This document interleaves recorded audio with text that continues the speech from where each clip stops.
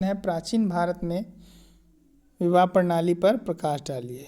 प्राचीन भारत की विवाह प्रणाली पर प्रकाश डालिए। आंसर है धार्मिक। पहले पॉइंट में लिखेंगे धार्मिक कृत्य एवं महत्वपूर्ण संस्कार, यानी कि एरो का निशान डालेंगे, आगे लिखेंगे प्राचीन भारत में विवाह को एक धार्मिक कार्य यानी कृत्य एवं महत्वपूर्ण संस्कार माना गया, यानी कि जो 16 संस्कार होते हैं उन संस्कारों में विवाह को भी एक संस्कार माना गया है।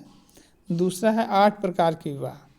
धर्मशास्त्र और धर्म सूत्रों में 8 प्रकार के विवाहों का उल्लेख किया गया है, जिसमें ब्रह्म विवाह, प्रजापति विवाह, अर्श विवाह, देव विवाह, गंधर्व विवाह, असुर विवाह, राक्षस विवाह, पिशाच विवाह, ये 8 प्रकार के विवाह माने गए हैं।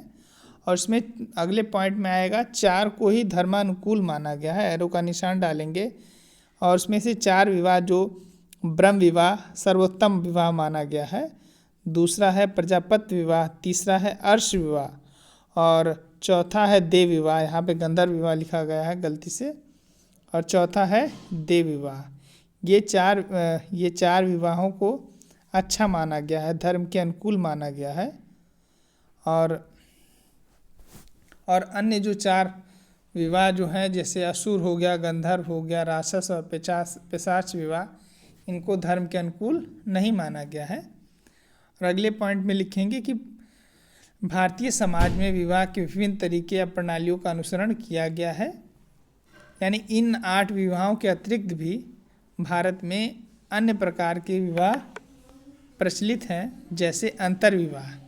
अंतर्विवाह में क्या होता है कि वैवाहिक संबंध जो है समूह के मध्य ही हो जाते हैं, यानी कि जो समूह रहेगा वो आपस में ही विवाह वगैरह हो जाते हैं। बाह्य विवाह का मतलब है कि गोत्र से बाहर, यानी कि समूह से बाहर विवाह की जो प्रथा है उसी को बाह्य विवाह कहा जाता है।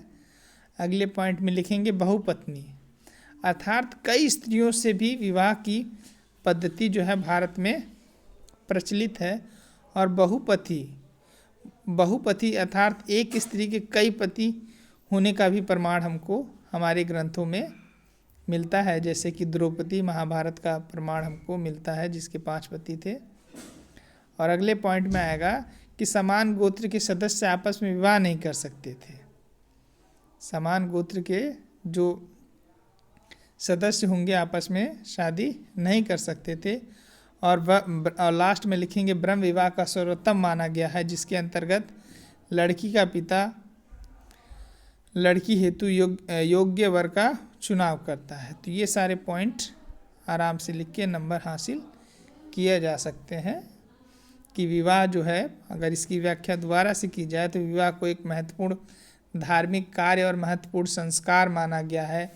और 8 प्रकार के विवाह माने गए हैं, और 4 विवाह जो हैं जैसे ब्रह्म विवाह, प्रजापति, अर्श और देव विवाह, इनको अच्छा माना गया है।